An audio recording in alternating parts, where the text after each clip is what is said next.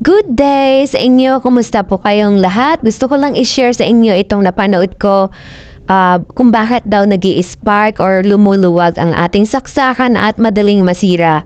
Sana makapulot kayo ng aral dito sa napanood ko at please share kung gusto nyong i-share at i-follow din ako. Thank you. Kasan sa atin guys, kapag magpupunta tayo ng saksakan, na lang natin ng ganyan.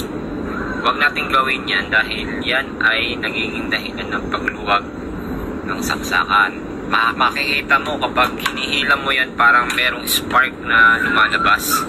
Kasi nabibigla yung saksakan nagkukuskusan sila. Saka isa pa, maaring masira itong dulo dito. Kapag sinaksak mo hindi nagagana, kailangan pag magsasaksak ka ng plug, dapat ang hawak mo ay ganyan. Sasaksak mo ganyan at sasaksak mo rin ng ganyan. Kapag hihilahin mo naman, tatanggalin mo na sa saksak, doon mo rin siya hihilahin. Huwag mo siyang hihilahin dito. Dito rin. Kaya makikita mo may thumb mark yan yung pinakahawakan niya, makikita mo meron parang magaspang kasi doon ka hahawak. Kaya din naman nakakorte sa daliri, diba? Diyan mo siya hihilahin. Hindi dito, hindi dito. Dito mo siya hihilahin. Yan. Ganun po.